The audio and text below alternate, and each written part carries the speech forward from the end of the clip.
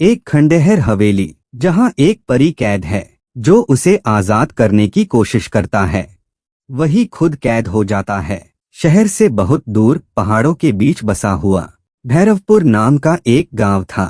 ऐसा लगता था जैसे वक्त यहाँ आकर थक गया हो। सूरज यहाँ बहुत जल्दी डूब जाता था और रात कुछ ज्यादा ही लंबी होती थी।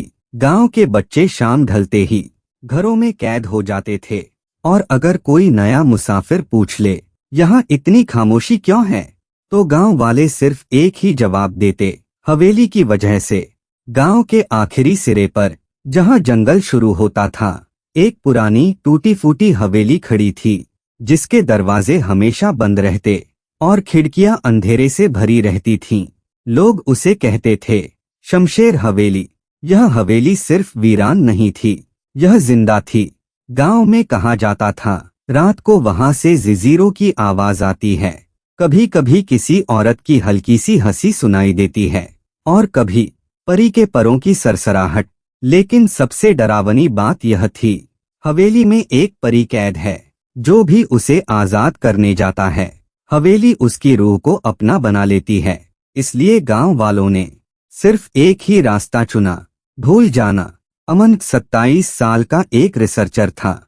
उसका काम था पुरानी जगहों, लानतों और डरावनी कहानियों पर रिसर्च करना।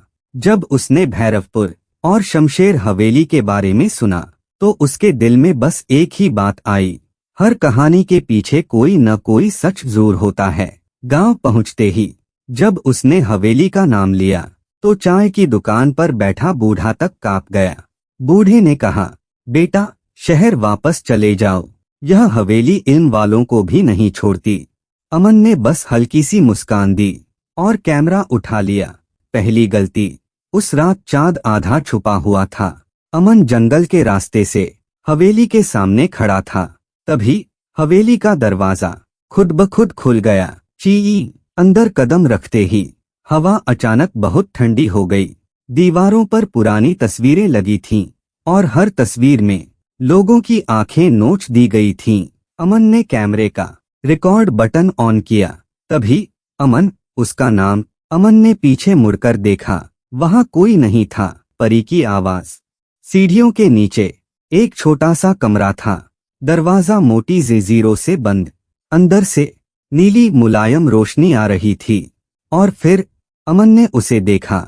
एक परी, बेहद खूबसूरत लेकिन पूरी तरह टूटी हुई। उसके पर जले हुए थे, बाल चांदी जैसे चमकते और आंखों में सदियों का दर्द। परी ने धीमी आवाज में पूछा, तुम भी मुझे आजाद करने आए हो? अमन का गला सूख गया। परी का नाम था मेहर परी। उसने बताया, सदियों पहले नवाब शमशेर खान ने काला इल्म सीखा था। उसने धोखे से एक परी को बुलाया और उसे इस हवेली में कैद कर लिया। परी ने कहा, उसकी मौत के बाद उसकी रूह इस हवेली में बस गई। अब यह हवेली उसकी नहीं, मेरी कैद की रखवाली करती है। जो भी परी को छूता है, हवेली उसकी जिंदगी चूस लेती है। अमन ने ज़ंजीर को छुआ। अचानक उसके दिमाग में चीखें गूंजने लगीं। उसने देखा, लोग पत्थर बन रहे हैं, उनके चेहरे दीवारों में कैद हो रहे हैं। परी चीखी, रुक जाओ। लेकिन अमन सब समझ चुका था। मेहर परी रोते हुए बोली, इस जादू का बस एक ही कानून है, एक रूह आजाद होगी और दूसरी कैद। अमन ने गहरी सांस ली। अगर कोई कुर्बानी न दे तो यह सिलसिला कभी खत्म नहीं होगा। हवेली की चीख। जैसे ही अमन ने ज़ंजीर तोड़ने का मंत्र शुरू किया, हवेली कांपने लगी। दीवारों से खून टपकने लगा। जमीन के अंदर से चीखें निकलने लगीं। नहीं, नवाब की रूह गरजी। तेज रोशनी फूट पड़ी। आजादी और नई कैद। परी आजाद थी। उसके पर चमक रहे थे। वह रो रही थी लेकिन मुस्कुरा रही थी। और अमन, उसके पैर पत्थर बन चुके थे। अमन, परी चिल्लाई। अमन ने बस इतना कहा, अब तुम आजाद हो। सुबह गांव वालों ने देखा, हवेली अब भी खड़ी थी, लेकिन अंदर एक नया पत्थर का बुत था, अमन का। और रात को लोग कहते हैं, जंगल के ऊपर एक परी उड़ती हुई दिखती है।